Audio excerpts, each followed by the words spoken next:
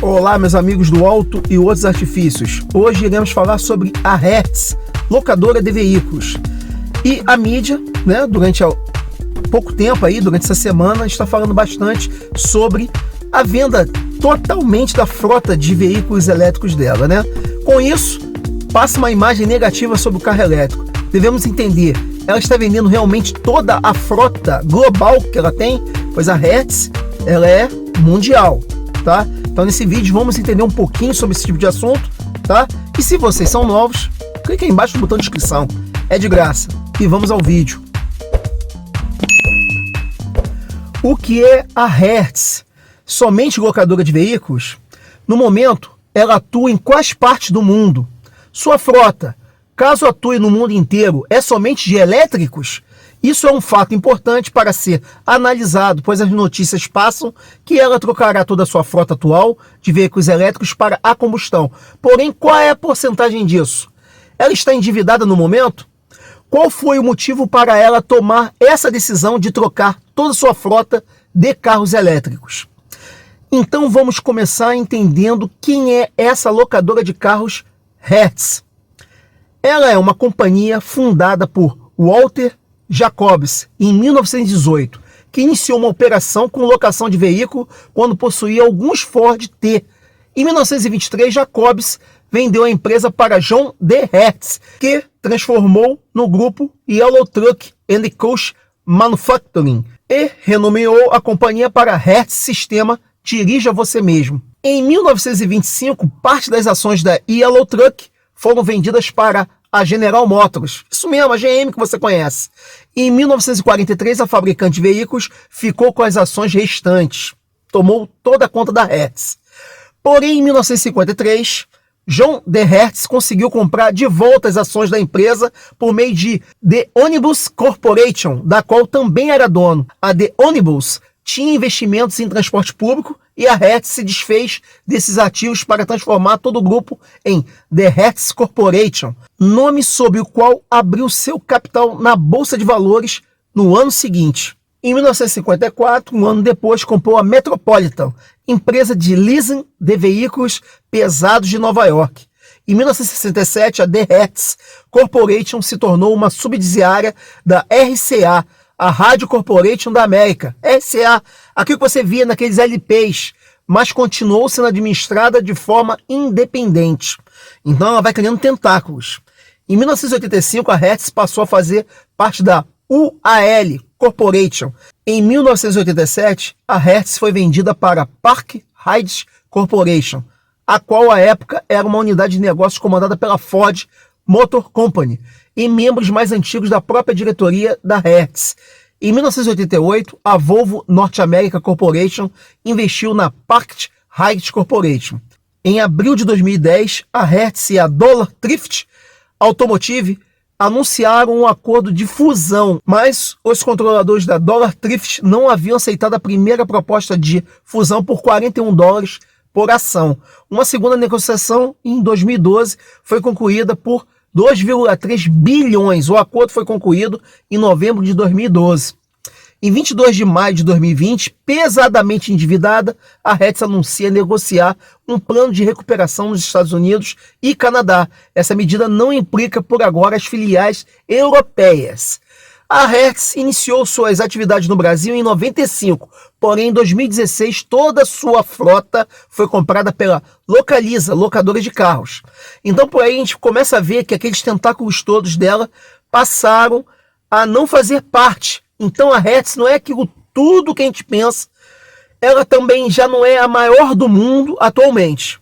Atualmente conta com mais de 10.300 lojas em aproximadamente 150 países na América do Norte, Europa, América Latina, Ásia, Austrália, África, Oriente Médio e Nova Zelândia. É mundialmente a empresa mais presente em aeroportos, com mais de 1.600 lojas aeroportuárias somente nos Estados Unidos e mais de 1.300 lojas desse tipo em outros países. Vale ressaltar que por causa das ações judiciais que estão rolando contra a Hertz, ela perdeu espaço para Localiza, locadora de carros, tão famosa aqui no Brasil. Por quê? ela não, agora no momento, ela tem o maior volume de carros no mundo, mas não tem o maior volume patrimonial. A Localiza tem o maior volume patrimonial no momento, tá? Outra coisa importante também para dizer é que a Localiza ela se juntou, houve uma fusão aqui com a Unidas Rent a Car. Muitos aí conhecem. Existe agora a Localiza aqui no Brasil, mais famosa, e depois vem a Movidas, que é outra empresa, tá? Que não está junto com a Localiza. E existe ainda alguns braços e tentáculos da Hertz aqui no Brasil através de outras secundárias, com outros nomes, sempre alguma coisa chamada assim, Movida Hertz, né? Localiza Hertz. Quando sempre vem alguma coisa com Hertz, a Hertz tem algum braço efetuando algum tipo de atuação aqui no Brasil, tá? Outra explicação também é a vantagem econômica nas locadoras de carro que se tornaram no mundo, tá?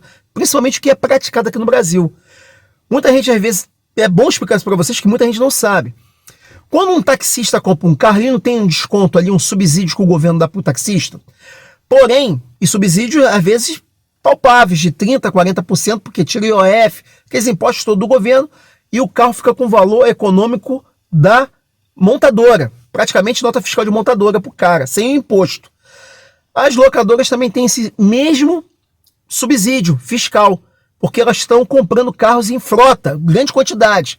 Porém, a diferença do taxista para a locadora é que o taxista é obrigado a ficar 4 anos, pelo que eu sei, até pouco tempo, é 4 anos com o carro. Não pode trocar. Ele tem que ficar com o carro ali 4 anos, não pode vender, senão ele vai fazer dinheiro em caixa. Mas a locadora pode. Uau. Quem é que nunca viu aí Seminovos Localiza colocando carros com 1 ano e meio a 2 anos? Antigamente era raro você ver, mas você já começa a ver carros com 1 ano só no pátio. Aí você pergunta assim, ela está preocupada com a alocação de carros? Não, ela faz o dinheiro em caixa que eu estou explicando para vocês. Pois imagina só, um carro baseado em 100 mil, para poder ficar bem clara a natureza aqui da conta. E você tira 40% de 100 mil. Ela comprou o carro por 60 mil, comprou uma frota gigantesca, 1000 carros ali, de 60 mil, tá? Ela dá 1 ano no pátio e vende por quê? Quanto que está a tabela FIP de um carro depois de 1 ano? 90 mil? 80 mil? Não vai ter uma perda de 20 mil em 1 ano o carro. Vamos botar 80 mil por baixo. Ela comprou por 60 e vende 1 ano depois cada carro por 80 mil. Às vezes ela vende até com preço acima da tabela FIP. Eu já fui comprador da Seminovos Localiza, foram carros excelentes, nunca tive problema, apesar de muita gente reclamar de carro de locadora. Mas quando a pessoa vai lá e consegue analisar e não compra aqueles carros que são muito locados, tipo Uno, Mobi, Gol, né, Onix, você compra carros intermediários do tipo assim, uma Fiat Weekend, né, o Palio Weekend, então você tem menos locação, tem menos quilometragem, tem menos até adulteração de alguma coisa no carro. Tá? Então por isso eu fui feliz com alguns carros que eu comprei na Localiza. Não estou falando mal dela não. Eu estou falando da rentabilidade e liquidez que ela arranja na compra e venda de carros. Ela ganha com isso. Então é aí que você começa a entender o que está acontecendo com a Hertz. Além de endividada, ela tem uma venda de 20 mil carros elétricos. É o que está sendo colocado, que eu pesquisei nos sites dela mesmo, tá? Que ela vai vender 20 mil carros. Mas qual é a frota total de carros elétricos que ela possui? Lembrando que a Hertz, diferente da Localiza, tá? Rent a Car, a Localiza está aqui espalhada na América Latina, né? Com os braços dela aqui, principalmente mais atuantes no Brasil. Tá? Ela já está começando a subir no mapa, no gráfico. Mas é interessante também explicar o contexto de uma empresa tão grande como a Hertz, espalhada pelo mundo inteiro, com braços no mundo inteiro mesmo, tá? Ela só não está no Brasil agora no momento por fusões e a venda para a própria Localiza, parte da frota dela. Então você imagina só, eu tenho um carro no Canadá, tenho um carro na Europa, tenho carros elétricos em lugares frios. O que acontece com isso? Para quem não viu, um vídeo anterior a esse daqui, vou deixar o link aí acima para vocês poderem ver, falando sobre infraestrutura em Nova York, né? E infraestrutura aqui no Brasil também. Os carros da Tesla lá estão passando por um grande problema. Primeiro porque, enquanto aqui é verão no hemisfério sul, lá é inverno no hemisfério norte. Para quem não sabe, quem é novato, quem é novo aí na área de mobilidade elétrica, os carros perdem um pouco de eficiência em baixas temperaturas, tá? E eu ainda não passei pelo inverno ainda, e o Brasil não é um inverno rigoroso para a gente poder analisar. Mas eu tive o Jaque EJS1, que está até aqui atrás, aqui, no fundo desse carro aqui, e ele não tem um sistema complexo e refinado como esse carro aqui tem, e os Tesla. Então ele tem um sistema de aquecimento aqui, o Dolphin. Ele pode aquecer, ele pode esfriar a bateria de acordo com a demanda e a temperatura externa, e para melhorar a autonomia. Já o Jaque EJS1, que não tem um sistema de refrigeração no carro, ele tende a somente o quê? Ter a temperatura ambiente. Claro que quando a gente liga o carro e anda com ele, a própria bateria, por estar drenando energia, amperagem, corrente e tudo mais, a desaceleração e a aceleração no carro faz com que as pilhas esquentem no carro. Tá? E a autonomia às vezes até melhora com dias frios, mas a autonomia cai bastante. Apesar de você sair com o carro totalmente carregado, demonstrando no display do Jaque EJS1 300 km, dificilmente em dias de inverno, com temperaturas baixas, eu fazia ali 270. Então é bom colocar isso aqui para você. Trazendo o contexto do Dolphin, que é um carro mais atual, que o pessoal conhece melhor, que tem uma autonomia aqui estimada de 405 no display do carro, e eu já consegui verificar que ele consegue ali rodar esses 400 muito fácil. Tem vídeos aqui da minha saga, ó, indo para o sul. Quem é novo aqui no canal, ó, dá uma olhada depois, tá? Vou deixar aqui uma playlist com 4 módulos aqui, eu indo para o sul. Eu consegui chegar em estrada, andando a 100 por hora ali, muito próximo dos 400, tá? Com ar ligado. Claro que isso depende do quê? Da manha do pé, da velocidade que você está constante na estrada.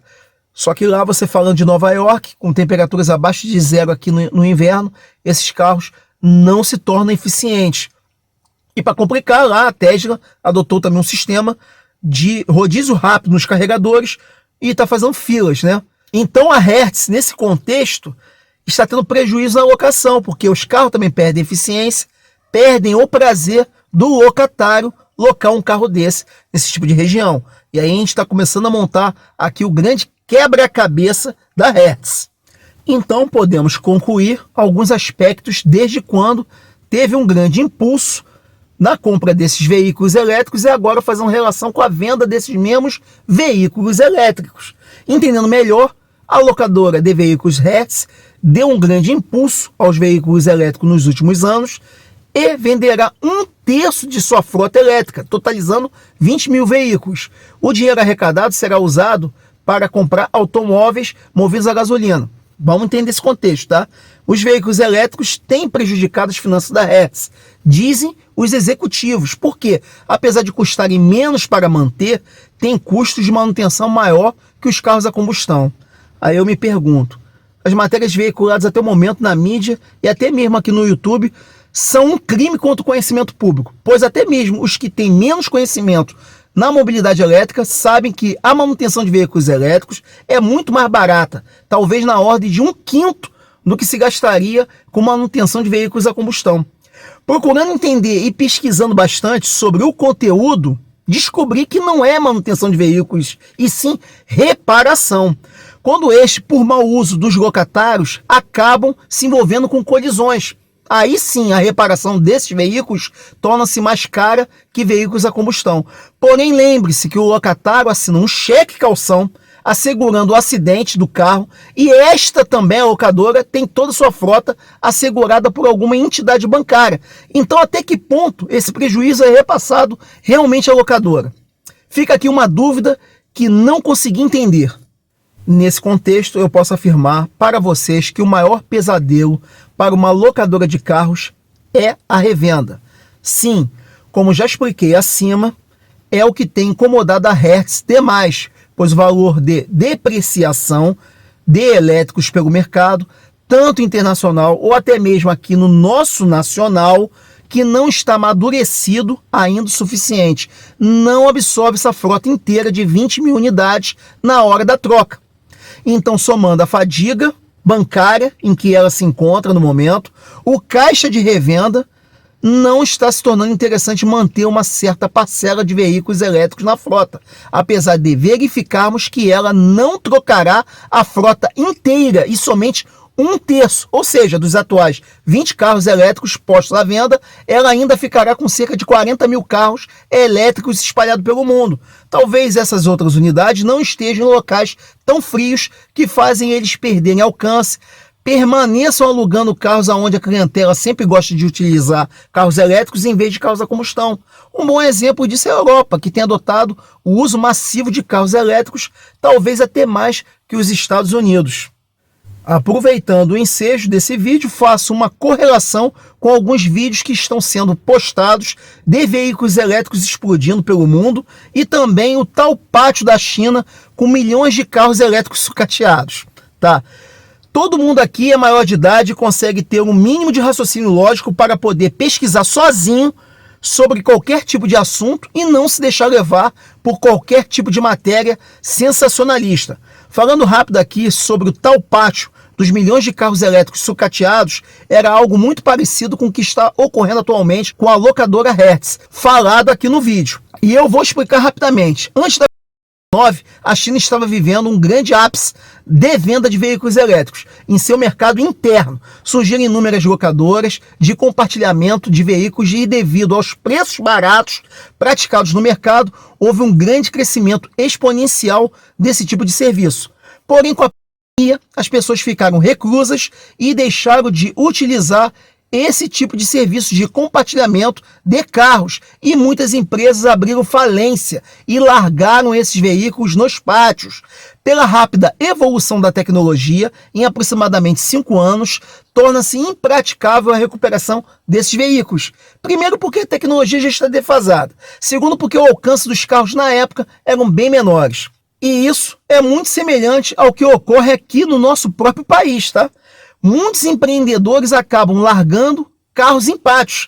Podemos citar aqui mesmo no Brasil ambulâncias largadas anos e anos e muitas zeradas em quilometragem. Carros dos Correios também sucateados, novos de 0 km em pátios. Carros de polícia zerados sendo sucateados e tantos policiais precisando de viaturas novas para segurança pessoal. Fora outros tipos de componentes de hospitais, laboratórios, para faculdades, todos sucateados e tanta gente precisando de uso de equipamentos para salvar vidas. E o que não falta é escândalo, tá? Há anos nos jornais e também algumas matérias aqui mesmo no YouTube, falando sobre que isso não é segredo para ninguém. E é enorme a lista de veículos e outros componentes nacionais desperdiçados em nosso próprio país, que dirá na China. Peço aí a todos aí, se vocês têm algum tipo de conhecimento a mais para poder somar, deixa aí embaixo nos comentários, tá? Isso é muito relevante. Eu leio todos os comentários. Muitas vezes o que vocês colocam aqui gera até um próximo vídeo tentando esclarecer dúvida para mais pessoas que gostam de mobilidade elétrica, tá? Se vocês gostaram do conteúdo, clique embaixo no botão de inscrição, não custa nada, o vídeo é de graça, tá? Vou deixar aqui 2 vídeos para aumentar o conteúdo técnico de vocês. Um grande abraço e até o próximo vídeo.